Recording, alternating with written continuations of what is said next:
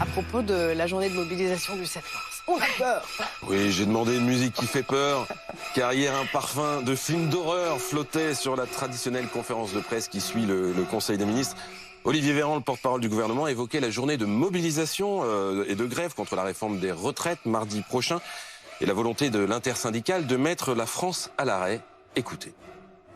Mettre la France à l'arrêt, ce serait laisser filer une crise qu'on peut encore éviter. Mettre le pays à l'arrêt, c'est prendre le risque d'une catastrophe écologique, agricole, sanitaire, voire humaine, dans quelques mois. Mettre la France à l'arrêt, ce serait négliger la santé de nos enfants. Mettre la France à l'arrêt, ce serait rater le train du futur. Alors que notre réseau ferroviaire est en train de vieillir à vitesse grand V.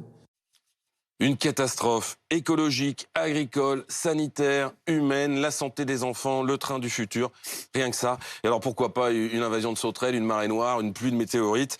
Je vous cache pas que je suis un peu tombé de ma chaise quand j'ai entendu toutes ces fadaises. Je me suis dit, mais enfin Olivier Véran, il n'était pas de gauche, lui, il n'était pas socialiste, il n'a jamais fait de grève ou de manif. Bah si, regardez, on est en 2007. Attention, il sort la boîte à archives, Non, Mathieu, une ça petite fait photo, toujours mal. Olivier Véran, là, vous le voyez. Il était quoi ? Il était porte-parole de l'intersyndicale nationale des internes et des hôpitaux. Figure de proue, en fait, de la grève des internes. Et il expliquait à l'époque n'avoir pas eu d'autre choix puisque toutes les tentatives pour négocier avec le gouvernement s'étaient révélées inefficaces. Mais alors, ça vient d'où, cette tirade ?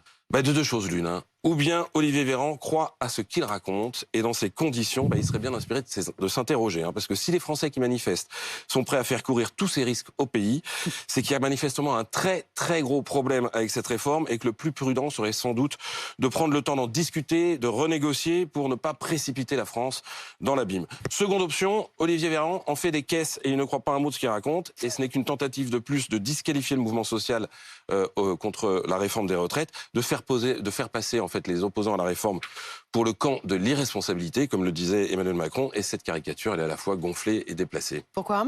C'est gonflé parce que le mouvement social auquel nous assistons, c'est l'exact miroir inversé du spectacle que nous offre la classe politique. Alors que les débats parlementaires ont affiché de profondes divisions dans chaque camp, les syndicats, eux, ont su rester unis. Alors qu'on a assisté à un triste spectacle d'invectives, d'insultes, vous vous souvenez, de dérapages, les cortèges syndicaux, eux, se sont chaque fois déroulés dans le calme et sans débordement. C'est totalement déplacé parce que les syndicats n'ont pris personne par surprise. Ils ont annoncé la couleur depuis des semaines et ils déroulent leur plan tranquillement. La vérité, c'est que cette sortie a traduit à la fois une forme de frayeur et d'impuissance au sommet de l'État.